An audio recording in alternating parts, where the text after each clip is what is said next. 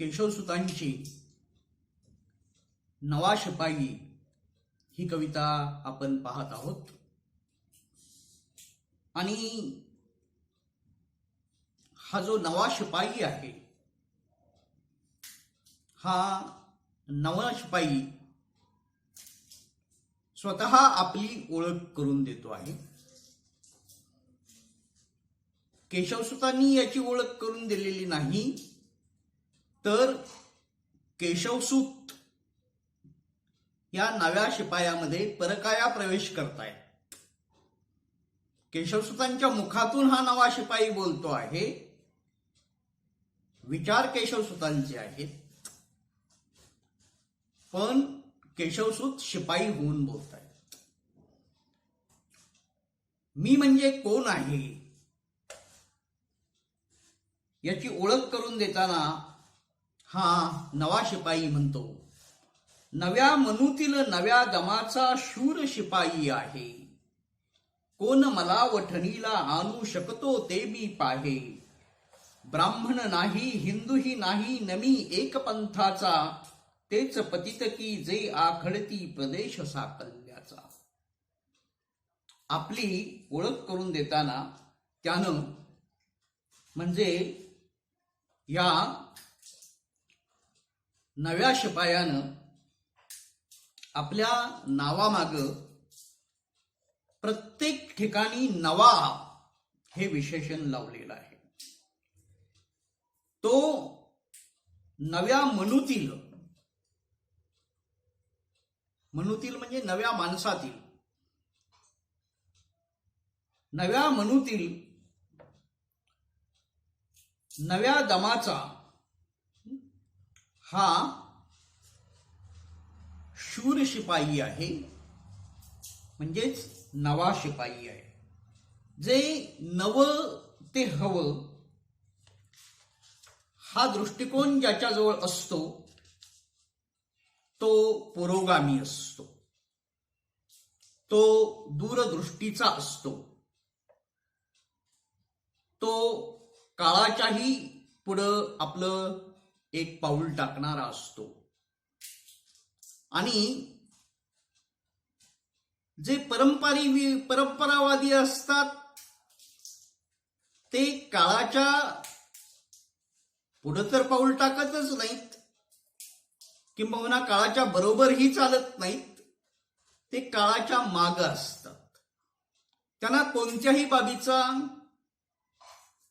जर रीतभात विचारली किंवा कोणत्याही बाबीची कारणमीमांसा विचारली तर ती कारणमीमांसा सांगता येत नाही। ते फक्त इतकंच म्हणतात की पूर्वापार अशा प्रकारची ही जी पद्धत आहे, ही पूर्वापार पद्धत चाललेली आहे म्हणून आम्ही हे करतो आहे, इतकंच। पण असं नसतं। जे पुरोगामी असतात ते दूरदृष्टीचे असतात, ते काळाच्याही पुढं पाऊल टाकणारे असतात। आणि जे प्रतिगामी असतात हे जुन्या विचाराचे असतात। अर्थातच हा शिपाई नवा आहे, त्यामुळं सारं काही त्याला नवं हवं आहे, नव विचाराचा तो आहे, त्याच्यात नव चैतन्य आहे, नव्याचा अंगीकार करणारा आहे। 19व्या शतकात म्हणजे जवळपास 125 वर्षापूर्वी जन्माला आलेला हा नवा शिपाई आज जरी त्यानं 100 ओलांडली असली तरी 21व्या शतकातही तो चिरतरुण आहे। त्याच्या चिरतारुण्याचं रहस्य त्याच्या नव्या विचारात आहे। आणि ज्याचे विचार नवे असतात तो नेहमीच चिरतरुण असतात, आणि ज्याचे विचार जुने असतात, तो काळाच्या प्रवाहात जुना होत असतो, वृद्ध होत असतो. नवविचाराचा माणूस कधीही वृद्ध होत नाही, तो नवाच असतो. जो नित्य नवा तो समाजाला नित्य हवा असतो. म्हणूनच या नव्या शिपायाचे विचार आजही समाज परिवर्तनाच्या दृष्टिकोनातून दिशादर्शक असेच आहेत. या नव्या शिपायाचं जे आत्मप्रकटीकरण आहे, हे आत्मप्रकटीकरण समाजाला परिवर्तन करायला भाग पाडणार आहे. त्याच्या व्यक्तिमत्वात जुनं काहीच नाही. आपण बऱ्याच वेळा म्हणतो जुनं ते सोनं, पण जुनं ते खरंच सोनं असेल तर ते सोनं म्हणून स्वीकारा ना. पण जर जुनं पितळ असेल तरी सुद्धा त्याला सोनंच म्हणायचं का? असं नाही. जुनं सोनं असेल तर ते जरूर सोनं म्हणून स्वीकारा. पण पितळ उघडं पडून सुद्धा जर तुम्ही त्याला सोनंच म्हणत असाल तर ते सोनं नव्हे, ते पितळ आहे. जे कालबाह्य झालेलं आहे ते जिथल्या तिथं सोडून दिलं पाहिजे. विशिष्ट काळात एखादी गोष्ट बरोबर असेल ही कदाचित, पण तो काळ पलटला, काळ निघून गेला की त्या बाबींना विशेष मूल्य राहत नसतं. आणि ज्या बाबींना मूल्य राहत नाही त्याच बाबींचं मूल्य जर आपण पुढं करत राहिलो तर ते योग्यही ठरत नाही. आणि म्हणूनच ह्या नव्या शिपायाचं जे आत्मप्रकटीकरण आहे, हे आत्मप्रकटीकरण समाजाला परिवर्तन करायला भाग पाडणारं आहे. या नव्या शिपायाच्या व्यक्तिमत्वात सगळं काही नवं आहे, जुनं काहीही नाही. जे काही आहे ते सारं नवं नवं आणि नवं. आणि म्हणूनच हा नवा शिपाई नव्या जगाला हवा आहे. चार कडव्यांच्या ह्या कवितेमध्ये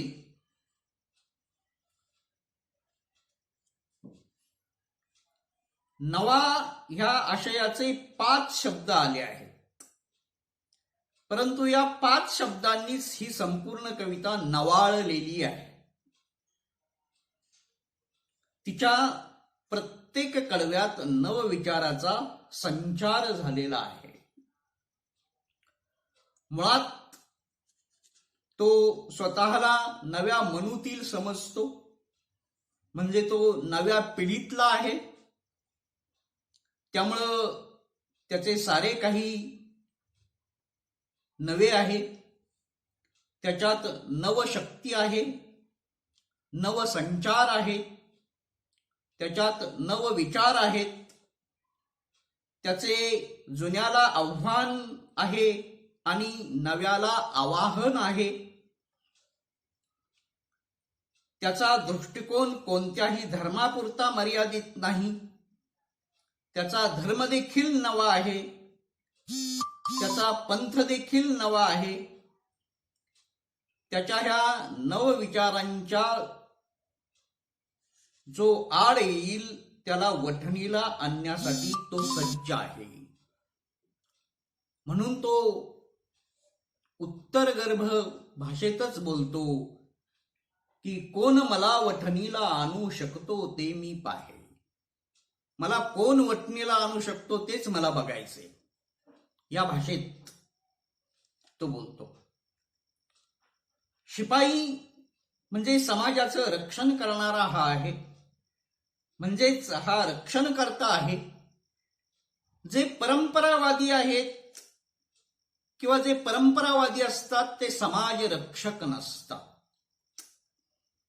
ते जुन्या विचारांना चिकटून बसणारे असतात. त्यांना तो सरळ सरळ पतित म्हणतो. म्हणून पतित होऊ नका, तर पुण्यवंत व्हा. जर तुम्हाला पुण्यवंत व्हायचं असेल तर माझ्या नवविचारांच्या माग तुम्हाला यावंच लागेल, असा त्याचा आग्रह आहे. नव समाज, नव विचार आणि नवधर्म ही नवतेची जी त्रिसूत्री आहे, ही नवतेची त्रिसूत्री अंगीकारणारा हा नवा शिपाई आहे आणि तो खादाडही आहे. या कवितेच्या पहिल्याच कडव्यात केशवसुतांना अभिप्रेत असलेल्या नव समाजाचं स्वप्न येतं. ज्याच्याजवळ काहीतरी प्रावीण्य असतं त्याच्याकडूनच नाविन्याची निर्मिती होत असते. हा नवा शिपाई आजही नवाच असण्याचं कारण म्हणजे त्याचे नवविचार, त्याचे प्रावीण्यत्व, त्याचा विश्वमानवतावादी दृष्टिकोन. तो काहीसा आध्यात्मिकही आहे, पण आध्यात्मिक असला तरी देवभोळा मात्र नाही आणि धर्मवेडा तर अजिबातच नाही. ज्ञानेश्वरांना अभिप्रेत असणारं जे विश्वबंधुत्व होतं, या विश्वबंधुत्वाचा विचार या नव्या शिपायाला अभिप्रेत आहे. म्हणूनच तो स्वतःची ओळख करून देताना स्वतःच म्हणतो की मी नव्या मनूतील नव्या दमाचा शूर शिपाई आहे. शूरत्व त्याच्या अंगात आहे. तो पळपुटा नाही, तो आपले विचार सोडून देणारा नाही. शूर हा त्याचा गुण आहे. यातील नव्या हा विशेषणात्मक शब्द वैशिष्ट्यदर्शी आहे. तो नुसता शिपाई नाही. तो जर नुसता शिपाई असता तर त्यानं आदेश मानला असता. हा शिपाई त्याच्या मनाला आणि बुद्धीला दुसऱ्यानं दिलेला आदेश पटला तरच मानणारा आहे. पटला नाही तर तो आदेश मानणारा नाही. तो कोणाचाही गुलाम नाही. त्याच्या रक्तात कसलीही गुलामी नाही. उलट तो स्वतंत्र विचारांचा आहे. त्याच्याजवळ नवचैतन्य आहे, जो काळाला नवा विचार देतो. त्याच्या व्यक्तिमत्वाला काळ नवा आकार देतो. हा नवा शिपाई काळाला नवा विचार देणारा आहे. त्यामुळं काळ त्याच्या व्यक्तिमत्वाला नवा आकार देतो आहे. साहजिकच या नव्या शिपायाच्या व्यक्तिमत्वाला काळानंच नवा आकार दिल्यामुळं तो नवविचारांनी प्रेरित झालेला आहे. समाजातील जे टाकाऊ आहे, बुरसटलेलं आहे, ते तर त्यानं नाकारलेलं आहेच आहे. परंतु त्यानं जे स्वीकारलं आहे त्यात त्याची जगत कल्याणाची भावना आहे. तो नव्या दमाचा शूर शिपाई असल्यामुळं त्याच्याजवळ नवविचार तर आहेतच, पण हे नवविचार रुजवण्याची ताकद देखील आहे. त्याला हेही माहीत आहे की या जगात जे जे धर्म, पंथ, जाती आहेत, त्या प्रत्येक धर्म, पंथ, जातीला कसली ना कसली मर्यादाही आहेच. म्हणून तो कोणत्याही जातीचा पुरस्कर्ता नाही, कोणत्याही धर्माचा पुरस्कर्ता नाही, किंबहुना कोणत्याही पंथाचा पुरस्कर्ता नाही.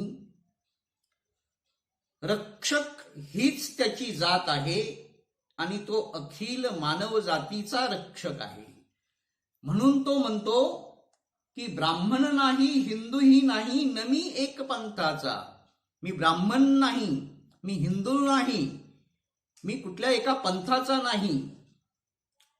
तर ज्या ज्या अनिष्ट बाबी आहेत, अनिष्ट चालीरीती, समाजाला छळणारं जे आहे, समाजाच्या दृष्टीनं जे जे काही अनिष्ट आहे, हे अनिष्ट निपटून टाकणारा मी आहे. मी समाज रक्षक आहे. रक्षक हीच माझी जात आहे आणि तो अखिल मानवजातीचा रक्षक आहे. म्हणजेच मानवांमधीलच जे नीच वृत्तीचे दानव आहेत त्यांना तो वठणीवर आणण्यासाठी दंड थोपटून सज्ज आहे. आणि म्हणून तो पुढच्या कडव्यामध्ये म्हणतो की खादाड असे माझी भूक, खादाड असे माझी भूक, चतको राणे मला न सुख, कुपांतील मी नच मंडूक, मळ्यास माझ्या कुंपन पडणे अगदी न मला साहे, कोण मला वठणीला आणू शकतो ते मी पाहे, कोण मला वठणीला आणू शकतो ते मी पाहे. तो म्हणतो मी खादाड आहे, म्हणजेच त्याची भूक खादाड आहे. खादाड आहे याचा अर्थ तो एकसारखा खात बसणारा आहे असं नव्हे. मुळात बसणं हा त्याचा धर्म नाही. तो खादाड आहे याचा अर्थ तो असमाधानी आहे. हे त्याचे असमाधान खाण्यापिण्याच्या बाबतीतलं नाही, तर हे असमाधान त्याच्या बुद्धीला ज्या बाबी पटत नाहीत याविषयीचं आहे.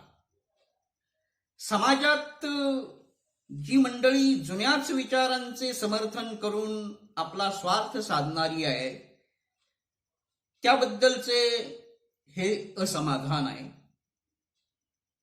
या नव्या शिपायाच्या मनोगतातून प्रत्यक्ष केशवसूतच बोलत आहेत. त्यामुळं त्यांच्यासमोर हिंदू धर्मातल्या जशा चांगल्या बाबी होत्या तशा काही अनिष्ट बाबी सुद्धा त्यांना खटकत होत्या.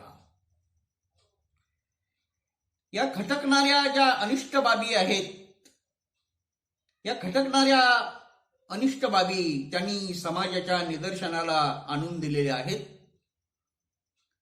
आणि त्यामुळेच या नव्या शिपायाचं अल्पस्वल्प बाबींनी समाधान होत नाही.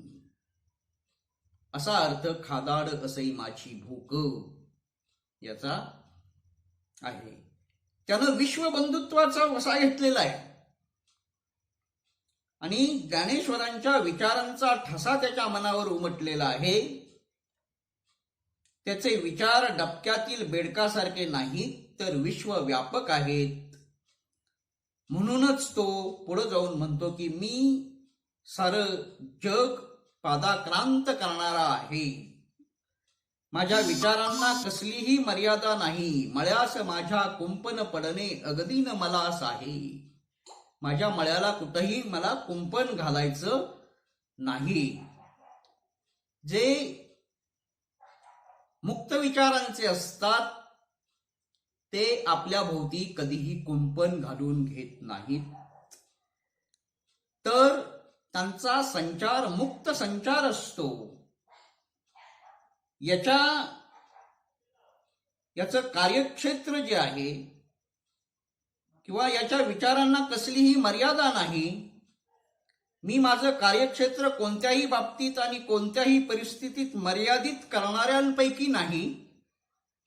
म्हणजेच इथं माझ्या मळ्याला कोणी कुंपण घालू नये, मी स्वतः देखील माझ्या मळ्याला कुंपण घालणाऱ्यातला नाही, असं या नव्या शिपायाचं म्हणणं आहे.